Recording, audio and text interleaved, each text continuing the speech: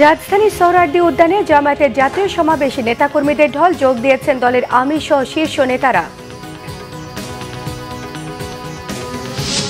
গোপালগঞ্জে 5 জনের মৃত্যুর ঘটনায় প্রয়োজনে ময়না তদন্তের জন্য লাশ উত্তোলন, জানিয়েছেন স্বরাষ্ট্র উপদেষ্টা। আজ রাত 8টা পর্যন্ত কারফিউ শিথিল। দেশের আইনি কাঠামোর বাইরে কাজ করবে না জাতিসংঘ, জাতীয় স্বার্থের সঙ্গে সঙ্গতিপূর্ণ না হলে চুক্তি থেকে সরে আসবে ঢাকা, প্রধান উপদেষ্টা প্রেস উইং এর বিবৃতি। অন্তর্বর্তী সরকারের সমালোচনাকে ইতিবাচকভাবে নেয়ার মানসিকতা দেখাতে ব্যর্থ, মন্তব্য ডক্টর দেবপ্রিয় ভট্টাচার্যের। দেখছিলেন ক্রাউন সিমেন্ট সংবাদ শিরোনাম। রাজধানীর ঐতিহাসিক সোহরাওয়ার্দী উদ্যানে প্রথমবারের মতো জাতীয় সমাবেশ করছে বাংলাদেশ জামায়াতে ইসলামী। যোগ দিয়েছেন দলটির আমির ডাক্তার শফিকুর রহমান। পবিত্র কোরআন তেলাওয়াতের পর সকাল 9:40 সাংস্কৃতিক অনুষ্ঠানের মধ্য দিয়ে জাতীয় সমাবেশের প্রথম পর্ব শুরু হয়। সাইমুম শিল্পী গোষ্ঠী সাংস্কৃতিক অনুষ্ঠান পরিচালনা করে। জামায়াতের জাতীয় সমাবেশে ইতিমধ্যে মানুষের ঢল নেমেছে। সমাবেশ শুরুর অনেক আগে দলটি নেতাকর্মী এবং সমর্থকদের উপস্থিতিতে প্রায় কানায় কানায় পরিপূর্ণ হয়ে গেছে সোহরাওয়ার্দী উদ্যান। উদ্যানের বাইরে অবস্থান করছেন হাজার হাজার নেতাকর্মী। দেশের বিভিন্ন জেলা থেকে বাস, ট্রেন, লঞ্চে করে আসা নেতাকর্মীরা রাজধানীতে এসে মিছিল সহকারে সমাবেশস্থলে প্রবেশ করছেন। নেতাকর্মীদের অনেকের হাতে তাদের দলীয় প্রতীক, দাড়িপাল্লা শোভা পাচ্ছে। 2টার পর সমাবেশ শুরু হবে দ্বিতীয় পর্ব। সমাবেশে সভাপতিত্ব করবেন দলের আমির ডাক্তার শফিকুর রহমান। জামায়াত ছাড়াও বিভিন্ন রাজনৈতিক দলের নেতারা এই সমাবেশে বক্তব্য রাখবেন। জামায়াত নেতারা জানিয়েছেন, অবাধ, সুষ্ঠু এবং নিরপেক্ষ নির্বাচনের পরিবেশ সৃষ্টি, মৌলিক সংস্কার, জুলাই সনদ এবং সংখ্যানুপাতিক পদ্ধতিতে জাতীয় নির্বাচন সহ 7টি বিষয়টিকে সামনে রেখে জাতীয় এই সমাবেশ করা হচ্ছে। দর্শক, সোহরাওয়ার্দী উদ্যানে জামায়াতের জনস্রোত ছড়িয়ে পড়ে আশপাশের এলাকাতেও। রাজধানী কারওয়ান বাজার এলাকায় আছেন আমাদের বিশেষ প্রতিনিধি রিশান নাসরুল্লাহ। সরাসরি কথা বলবো তার সঙ্গে। রিশান, শুনতে পাচ্ছেন কিনা? রিশান, আমরা জানি যে জামায়াতের সমাবেশ চলছে, কিন্তু এখনো আসছে জনস্রোত, সব মিলে পরিবেশ কেমন দেখতে পাচ্ছেন? রাজধানীর সোহরাওয়ার্দী উদ্যানে বাংলাদেশ জামায়াত ইসলামীর মহাসমাবেশ চলছে। সকাল থেকেই এই মহাসমাবেশে যোগ দিতে দেশের বিভিন্ন জেলা থেকে জামায়াত ইসলামের লোকজন রাজধানীতে আসতে শুরু করেন এবং এই মুহূর্তে আসলে আমাদের কাছে যে তথ্য রয়েছে সে অনুযায়ী আসলে সোহরাওয়ার্দী উদ্যান কিন্তু পুরোপুরি কানায় কানায় পূর্ণ। এবং আমি এই মুহূর্তে যেখানে দাঁড়িয়েছি এটি কারওয়ান বাজার এলাকা এবং এখানে এখনও সেই জনসভায় যোগ দেওয়ার জন্য যে জামায়াত ইসলামের যে নেতাকর্মী বা সমর্থকরা তারা কিন্তু এখনও যাচ্ছে। যদি নিচে একটু রাস্তার দিকে তাকিয়ে দেখেন, এখনও নেতাকর্মীদের অসংখ্য ভিড় এই রাস্তা জুড়ে তারা যাচ্ছেন মিছিল নিয়ে এবং একটি মিছিল আসছে। মূলত এটি আসলে দেশের বিভিন্ন প্রান্ত থেকে যে জামাতের নেতাকর্মী ও সমর্থকরা সেই মিছিল দিয়ে যাচ্ছে এবং এর ফলে একদম রাস্তায় জনসমাগম রয়েছে এবং সোহরাওয়ার্দী মাঠ যেহেতু পূর্ণ হয়ে গেছে, বেশিরভাগ নেতাকর্মী যারা আসলে সকাল 10টার পরে রাজধানীতে প্রবেশ করেছেন বা জনসভায় যাওয়ার চেষ্টা করেছেন তারা কিন্তু আসলে রাস্তায় অবস্থান করছেন এবং এর ফলে যে সোহরাওয়ার্দী উদ্যান কেন্দ্রিক যে জায়গাগুলো সেটি কিন্তু আসলে একদমই পূর্ণ হয়ে গেছে। মূলত এই সমাবেশটি আসলে জামাত ইসলামের এই যে 5ই আগস্টের পরবর্তী যে গণঅভ্যুত্থানের পরবর্তী সময় সেটি আসলে জামাত ইসলামের যে রাজনৈতিক অবস্থান সেটি ব্যাখ্যা করে, একই সঙ্গে জামাত ইসলাম যে নির্বাচন সংস্কার কেন্দ্রিক যে দাবিগুলো তুলেছে সেটি জানান দিতেই মূলত তাদের এই মহাসমাবেশের আয়োজন। এবং সেই মহাসমাবেশে প্রধান বক্তা হিসেবে থাকবেন জামায়াত ইসলামের আমির ডাক্তার শফিকুর রহমান। তিনি হয়তো নির্দেশনা দেবেন। আমাদের কাছে যতটুকু তথ্য রয়েছে সে অনুযায়ী জামায়াত ইসলাম এই সমাবেশ থেকে 7 দফার একটি ঘোষণা দিতে পারে, যার মধ্যে আসলে পিআর পদ্ধতিতে নির্বাচন রয়েছে, একই সঙ্গে রয়েছে সংবিধান সংস্কার কিংবা জুলাই সনদ ঘোষণার মতো বিষয়গুলিও থাকবে জামায়াত ইসলামের নেতাদের বক্তব্যে। এবং এই সমাবেশ হলে দুপুর 2টায় শুরু হওয়ার কথা মূল সমাবেশ, সেটি হয়তো চলবে বিকাল পর্যন্ত এবং সেই সমাবেশে যে জনগণ বা যেই জামায়াত ইসলামের যে নেতাকর্মী তারা কিন্তু অংশগ্রহণ করছেন। এবং আমরা দেখছি পর্যায়ক্রমে অর্থাৎ বেলা যত বাড়ছে রাজধানীতে কিন্তু জামায়াত ইসলামের নেতাকর্মী বা সমর্থকদের ভিড়ও কিন্তু ততটাই বাড়ছে।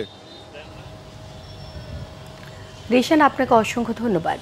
স্বরাষ্ট্র উপদেষ্টা জাহাঙ্গীর আলম চৌধুরী জানান, গোপালগঞ্জে নিহতদের পরিবারগুলো মরদেহ ময়নাতদন্ত ছাড়াই নিয়ে গেছেন। প্রয়োজনে সেই সব মৃতদেহের ময়নাতদন্ত করা হবে। শাহজালাল আন্তর্জাতিক বিমানবন্দরের 3য় টার্মিনাল পরিদর্শন শেষে তিনি এসব কথা বলেন। বিস্তারিত জানাচ্ছেন জিয়া খান। শনিবার সকালে হযরত শাহজালাল আন্তর্জাতিক বিমানবন্দরের 3য় টার্মিনাল পরিদর্শন করেন স্বরাষ্ট্র উপদেষ্টা জাহাঙ্গীর আলম চৌধুরী। এরপর তিনি বলেন, খুব শিগগিরই টার্মিনালটি উদ্বোধন করা হবে। আমি কিন্তু থার্ড টার্মিনাল গেছি এয়ারপোর্ট উদ্বোধনের দেখার জন্য না। আমি গিয়েছিলাম যেটা ইমিগ্রেশনে আমার কত পরিমাণ লোক লাগবে এবং এই ইমিগ্রেশনের জন্য এই ম্যান পাওয়ারটা আমাকে স্যাংশন করে পাঠাইতে হবে এই জন্য। এরপর গোপালগঞ্জের ঘটনা নিয়ে সাংবাদিকদের সাথে কথা বলেন স্বরাষ্ট্র উপদেষ্টা। বলেন, ঘটনা তদন্তে কাজ করছে সরকার। এটা ব্যাপারে একটা কমিটি গ্রহণ করা হয়েছে, এই কমিটিতে নির্ধারণ করবে এটা কার দায়। জানেন, একটা হাই পাওয়ার কমিটি করা হয়েছে যেটা আপনারাই প্রচার করছেন। আপনারা কিন্তু সব খবর জানেন, শুধু আমার মুখ দাউন একটা বাইর করতে চান। নিহতদের ময়নাতদন্ত নিয়ে উঠা নানা প্রশ্নের বিষয়েও কথা বলেন স্বরাষ্ট্র উপদেষ্টা। কয়েকটা যে দেখছেন যে ডেড বডি তারা নিজেরই চলে গেছে, তো ময়নাতদন্ত কিভাবে হবে? ওইগুলি যদি দরকার হয় আবার ময়নাতদন্ত হবে। ডেড বডি তো ইচ্ছের থেকে যদি প্রয়োজন হলে উত্তোলন করে তো ময়নাতদন্ত করা হবে। গোপালগঞ্জের সংঘর্ষের প্রতিবেদন প্রচারে সাংবাদিকরা সাহসিকতার পরিচয় দিয়েছে এমন মন্তব্য করে তাদেরকে ধন্যবাদ জানান স্বরাষ্ট্র উপদেষ্টা। জিয়া খান, বাংলা ভিশন, ঢাকা। এদিকে জাতীয় নাগরিক পার্টি এনসিপি সমাবেশকে কেন্দ্র করে গোপালগঞ্জে দফায় দফায় হামলা সংঘর্ষের পর জারি করা কারফিউ আজ রাত ৮টা পর্যন্ত শিথিল করা হয়েছে। বিষয়টি নিশ্চিত করেছেন গোপালগঞ্জে জেলা প্রশাসক ও জেলা ম্যাজিস্ট্রেট মোহাম্মদ কামরুজ্জামান। তিনি জানান, গোপালগঞ্জের সার্বিক পরিস্থিতি এবং আইন শৃঙ্খলা রক্ষাকারী বাহিনীর সঙ্গে আলোচনা করে পরবর্তী সময়ে কারফিউয়ের সিদ্ধান্ত নেওয়া হবে। এর আগে গত বুধবার এনসিপি সমাবেশকে কেন্দ্র করে শহরের বিভিন্ন এলাকায় দফায় দফায় সহিংসতার ঘটনা ঘটে। হামলা, অগ্নিসংযোগ এবং ককটেল বিস্ফোরণের পর জেলা ম্যাজিস্ট্রেট প্রথমে ১৪৪ ধারা জারি করেন। পরে পরিস্থিতি অবনতির কারণে ওই দিন সন্ধ্যে ৬টা থেকে কারফিউ জারি করা হয়। বাংলাদেশের সাংস্কৃতিক এবং ধর্মীয় বাস্তবতাকে পুরোপুরি সম্মান করে কাজ করার শর্তে জাতিসংঘের মানবাধিকার বিষয়ক হাই কমিশনারের কার্যালয়ের সঙ্গে ৩ বছরের একটি সমঝোতা স্মারক স্বাক্ষর করেছে সরকার। তবে দেশের কয়েকটি গোষ্ঠীর জাতিসংঘের মানবাধিকার সংস্থাগুলোর আদর্শগত দৃষ্টিভঙ্গি নিয়ে উদ্বেগ প্রকাশ করে আসছে। প্রধান উপদেষ্টা কার্যালয়ের এক বিবৃতিতে সমঝোতার স্মারক স্বাক্ষরের কথা জানানো হয়েছে। এই সমঝোতার অধীনে জাতিসংঘ একটি মিশন প্রেরণের ব্যবস্থা করবে। এই মিশনের উদ্দেশ্য হল সরকারি প্রতিষ্ঠান এবং সুশীল সমাজের সংগঠনগুলোকে প্রশিক্ষণ এবং কারিগরি সহায়তা প্রদান করা। এর লক্ষ্য হচ্ছে সক্ষমতা বৃদ্ধি, আইনি সহায়তা এবং প্রাতিষ্ঠানিক শক্তিশালীকরণের মধ্য দিয়ে বাংলাদেশের জাতীয় এবং আন্তর্জাতিক মানবাধিকার বাধ্যবাধকতা পূরণে সহযোগিতা করা। বিবৃতিতে সরকারের পক্ষ থেকে জানানো হয় যে বাংলাদেশের কিছু গোষ্ঠী জাতিসংঘের মানবাধিকার সংস্থাগুলোর আদর্শগত দৃষ্টিভঙ্গি নিয়ে উদ্বেগ প্রকাশ করেছেন। বাংলাদেশ একটি শক্তিশালী সাংস্কৃতিক এবং ধর্মীয় ঐতিহ্য ভিত্তিক সমাজ। যে কোনো আন্তর্জাতিক অংশীদারিত্বই যাতে এই মূল্যবোধের প্রতি শ্রদ্ধাশীল হয়, তাই কমিশনের মিশনটি অতীত সরকার দ্বারা সংগঠিত সহিংসতা এবং মানবাধিকার লঙ্ঘনের মতো গুরুতর বিষয়গুলো মোকাবেলা এবং প্রতিরোধ এবং এসব লঙ্ঘনের জন্য জবাবদিহিতা নিশ্চিত করার উপর মনোনিবেশ করবে। এটি দেশের প্রতিষ্ঠিত আইনি, সামাজিক এবং সাংস্কৃতিক কাঠামোর বাইরে কোনো সামাজিক এজেন্ডা প্রচারে কাজ করবে না। জাতিসংঘ বাংলাদেশের সাংস্কৃতিক এবং ধর্মীয় বাস্তবতাকে পুরোপুরি সম্মান করে কাজ করার অঙ্গীকার করেছে। এই অংশীদারিত্ব যদি আর জাতীয় স্বার্থের সঙ্গে সঙ্গতিপূর্ণ না হয়, তাহলে সরকারের এই চুক্তি থেকে সরে আসার সার্বভৌম অধিকার থাকবে। বর্তমান সরকারও সমালোচনাকে ইতিবাচকভাবে নেয়ার মানসিকতা দেখাতে ব্যর্থ, এমন মন্তব্য করেছেন বিশিষ্ট অর্থনীতিবিদ ডক্টর দেবপ্রিয় ভট্টাচার্য। শনিবার ইউনিভার্সিটি প্রেস লিমিটেড আয়োজিত বইয়ের প্রকাশনা উৎসবে তিনি এসব কথা বলেন। কেলেঙ্কারির অর্থনীতি শিরোনামের বইয়ের প্রকাশনা অনুষ্ঠানে তিনি বলেন, রাজনৈতিকভাবে এক স্বৈরাচার পতনের পর সাধারণ মানুষের যে মুক্ত নিঃশ্বাসের প্রত্যাশা ছিল, বাস্তবে তার খুব একটা দেখা মেলেনি। প্রতি সরকারের আমলেই কিছু সংস্কারের উদ্যোগ দেখা যায়, তবে কাঠামোগত পরিবর্তনের জায়গায় তা পৌঁছতে পারে না। উৎসবে অংশ নেওয়া বক্তারা জানান, যে দলই আগামীতে ক্ষমতায় আসুক না কেন, অতীতের ভুল থেকে শিক্ষা নিয়ে সামনে এগোতে হবে। তারা জানান, শুধু রাজনৈতিক নেতারাই নন, অর্থনীতির গতিপথ নির্ধারণে যারা থাকবেন তাদেরও জবাবদিহির আওতায় আনতেই হবে। ভালো এবং মানবিক মানুষ হওয়া ছাড়া দেশের উন্নতি সম্ভব নয় বলে মন্তব্য করেছেন সেনাবাহিনী প্রধান জেনারেল ওয়াকারুজ্জামান। সকালে রাজধানী military institute of science and technology বিশ্ববিদ্যালয়ে মেকানিক্যাল ইঞ্জিনিয়ারিং অ্যাপ্লাইড সায়েন্স বিষয়ক 3 দিনব্যাপী এক আন্তর্জাতিক সম্মেলনে এসব কথা বলেন তিনি। এই সময় তিনি বৈশ্বিক পর্যায়ে বাংলাদেশকে এগিয়ে নিতে ইঞ্জিনিয়ারিং সেক্টরে আরও বেশি দক্ষতা অর্জন করার তাগিদ দেন। পরে 5টি ক্যাটাগরিতে মোট 5 জনকে পুরস্কার তুলে দেন সেনাবাহিনী প্রধান। 3 দিনব্যাপী এই সম্মেলনে উৎপাদন কৌশল, নবায়নযোগ্য শক্তি, কৃত্রিম বুদ্ধিমত্তা, তাপ প্রকৌশল, মহাকাশ গবেষণা সহ বিভিন্ন ফলপ্রসূ আলোচনা অনুষ্ঠিত হয়।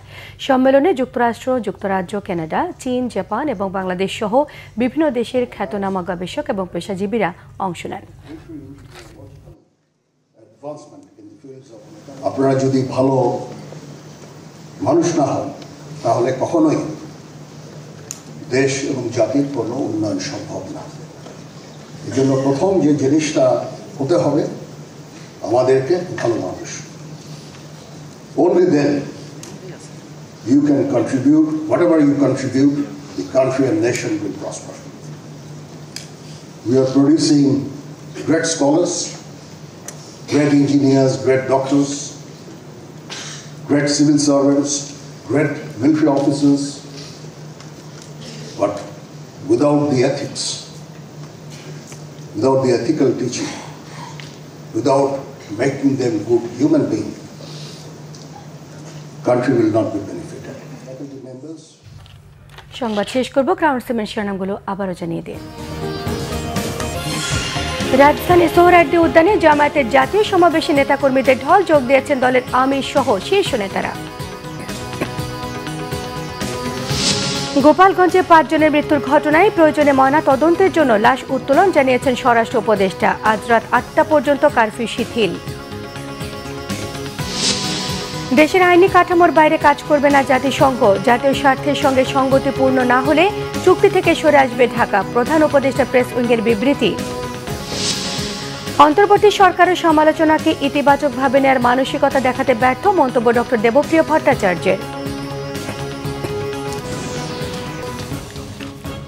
এই ছিল এখনকার মতো। পরের সংবাদ বিকেল 4টায়, 3টায় রয়েছে নিউজ টপ 10 দেখার আমন্ত্রণ রইল। এছাড়া বাংলাভিশন সংবাদ ও সংবাদ সংশ্লিষ্ট অনুষ্ঠান দেখতে ভিজিট করুন www.bbnews24.com, facebook.com/বাংলাভিশন নিউজে সাবস্ক্রাইব করুন, youtube.com/বাংলাভিশন নিউজের সঙ্গে থাকায় ধন্যবাদ সবাইকে।